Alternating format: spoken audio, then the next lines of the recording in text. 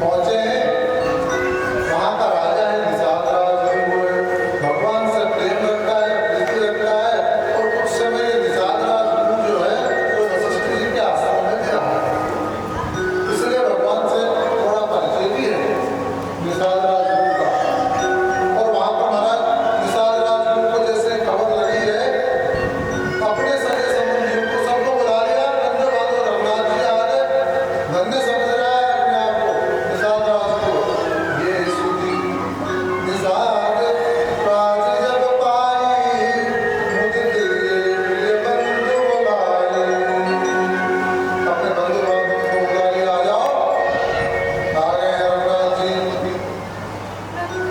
भगवान का सम्मान किया है, सत्कार किया है। और देखिए रघुनाथ जी ने निषाद राज को हृदय से लगाया। भगवान बड़ा प्रेम करते हैं, इसीलिए भगवान जाते पाते कुछ नहीं देखते।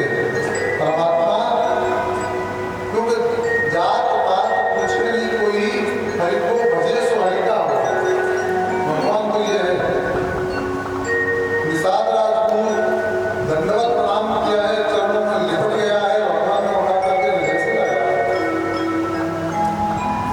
कहा है आप चलिए अंदर, आप चलिए मेरे नगर में चलिए आप। भगवान ने कहा चलना नहीं है भाई, पिता के वचन मान करके हम मन में आए हैं और हम नगर में प्रवेश नहीं कर सकते। मेरे प्रभु किसी नगर में प्रवेश नहीं करेंगे।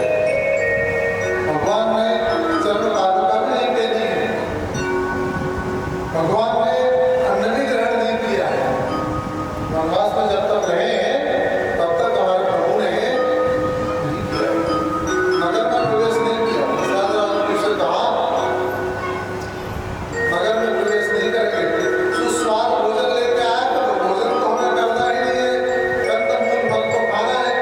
प्रभु जब तक रहे हैं वनवास में कंदमूल को ही ग्रहण करेंगे, अन्न को हाथ भी नहीं लगाया है। और गया तब देखिए आप, कथा आएगी अभी, आगे कहेंगे उस बात को। तो एक अवसर ऐसा आ गया था जहाँ प्रभु को अन्न के हाथ लगाना जरूरी हो गया, पिंडदान करना जरूरी हो गया। लेकिन प्रभु ने हाथ नहीं लगा, युक्ति आई कि बताएंगे। महाराज गोराज ने बड़ा आतिथ्य किया है, पर्णकुटी छवा दी है। पर्णकुटी पे भगवान ने वहां पर निवास किया है। और वहां पर निषाद राज गुरु जो है वो रात्रि विश्राम प्रभु ने वहां पर किया। और इधर महाराज जो निषाद राज है, लक्ष्मण जी बैठ गए पर्णकुटी के बाद वीरासन में। हमारे लक्ष्मण जी का चरित्र बड़ा अद्भुत और विचित्र है। लक्ष्मण जी ने पूरे 14 वर्ष में निद्रा को अपने पास रखने पड़े थे। 14 वर्ष तक नींद ली ही नहीं, झपकी भी नहीं थी हमारे रतन लाल ने। हाँ, वो तो करते ही नहीं भोजन, जो राम जी ने नहीं किया वनवास में तो वो कैसे करते? भोजन का सवाल है सर। हाँ, कंदमूल फल तो नहीं खाया सकता, कंदमूल फल तो नहीं हो। लक्ष्मण जी ने कंदमूल फल भी नहीं खाया। वाह, इतने अद्भुत है हमारे लखन लाल की, कंदमूल फल भी ग्रहण नहीं किया होगा। ऐसा बता रहे आपने, वैसे इतना अद्भुत चरित्र है। इसलिए भगवान श्री रामचंद्र जी का तो 14 वर्ष पहले, इससे भी ज्यादा अद्भुत चरित्र है भरतलाल जी का। उनको तो वनवास मिला था इसलिए वन में है, उनको बिना मिला वनवास ही भरतलाल जी को नंदीग्राम में रहते हैं। और 14 घड़े लगा रखे हैं हमारे भरतलाल जी ने, तो 14 घड़े। और 14 प्रतिदिन एक मोहर आती है तो एक घड़े में डाल देते हैं, 365 दिन हो जाते हैं, वो भर जाता है घड़ा। एक वर्ष हो गया, दूसरा घड़ा, तीसरा घड़ा, एक एक दिन गिन रहे हैं हमारे भरतलाल। दिक्कत आएगी अंतिम में जब भरतलाल जी विदा होंगे तब ये बात कही थी भरत जी ने प्रभु श्री राम से। इसलिए असली प्रभास तो राम जी का क्या, भरत जी का है महाराज। बहुत त्याग किया है भरतलाल जी ने।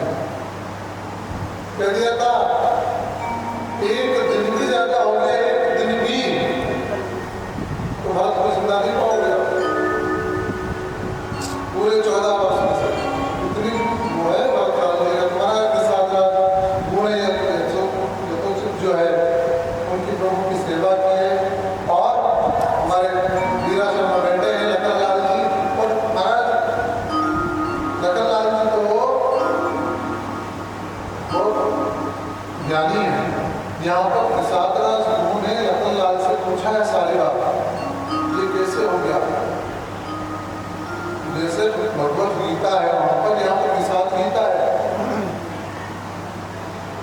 यहाँ पर निषाद गीता है। लक्ष्मण जी ने निषाद राज को उपदेश दिया है, गीता के संतुष्ट है वो, इसको निषाद गीता कहते हैं यहाँ पर। और आगे देखिए हमारे प्रभु श्री रामचंद्र जी ने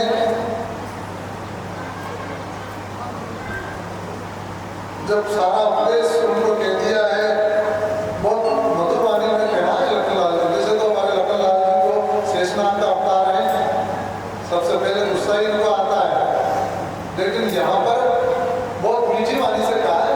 निषाद राज ने जब पूछा ना तो बोले बहुत मीठी वाणी से, बोले लखन मधुर मधुबानी ज्ञान विराग भगति रस सानी। ज्ञान विराग और भगति इन तीनों का सम्मिश्रण किया है लखन लाल जी ने। ज्ञानी भी है लक्ष्मण जी, ज्ञान विराग और भक्ति तीनों के रस में लपेट करके वाणी कही है। कौन को सुख दुख कर दाता निज कृत कर्म भोग सब दाता। कोई किसी को सुख दुख नहीं देता, सब अपने कर्म का फल भोगते हैं, अपने कर्मों के अनुसार सब सुख दुख का फल वो करते हैं। ये हमारे आनंद कर भगवान श्री कृष्ण जी ने गीता में कहते हैं आत्मने आत्मने शत्रु। ये आत्मा अपना ही मित्र है, अपना ही शत्रु है। शत्रु को तो हम पैदा करते हैं, शत्रु पैदा नहीं होता। ये इस प्रकार का जन्म मरण से लगी जग जारू संपत्ति विपत्ति कर्म हरकारू। इस प्रकार धर्मी धाम धर्मपुर परिवारू सरब नरक जय लाग व्यवहारों। ये सारे जितने भी हैं, धर्मी है, धन है, धाम है, परिवार है, और ये सारा जो व्यवहार है ना, ये सब देखने सुनने का ये शाश्वत नहीं है। और सबका मूल क्या है? मोह मूल परमार्थ। ये सब में मूल क्या है? मोह। इसलिए ये निषाद गीता यहाँ पर लखन लाल जी ने कही है। और अगले दिन देखिए हमारे प्रभु श्री रामचंद्र जी ने एक विचित्र बात करी है। वहाँ पर क्या किया है? सकल सोच कर राम नहावा सुच सुजान क्षीर मगावा। अनुज सहित सिर जटा बनाए देख सुमंत्र नयन जल छाए। भगवान श्री रामचंद्र जी की केस बड़े सुंदर है, इतने सुंदर केस है भगवान श्री रामचंद्र जी के।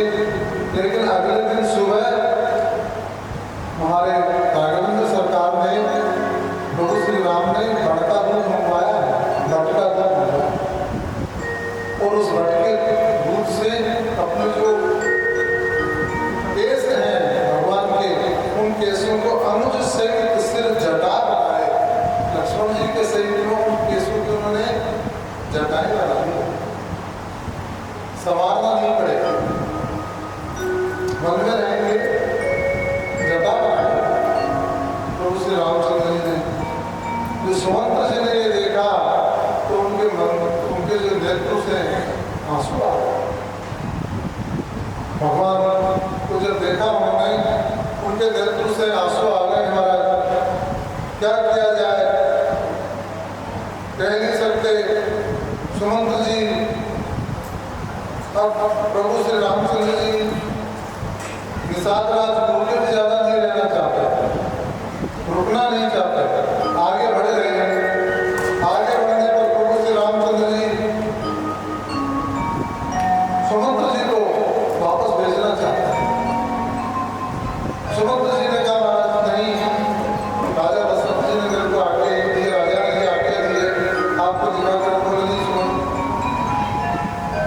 सबने अपने अपने संदेश दिए हैं। जानकी जी ने भी कहा है, लखन लाल ने भी कहा है और रामचंद्र जी ने भी कहा है। तीनों ने सुमंत्र जी से संदेश दिया।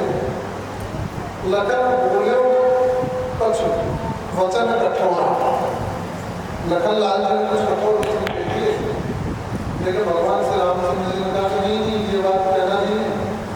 रामायण में लिखा तो नहीं क्या वचन कठोर कहे, रामायण में नहीं आया, लेकिन ये कहा कि कुछ कठोर वचन कहे।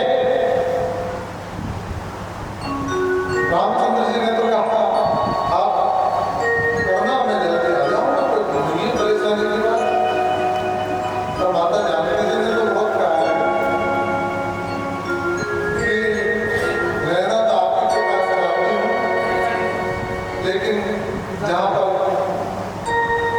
श्री रघुनाथ है वही मेरा वास है, इसलिए मुझे क्षमा करना।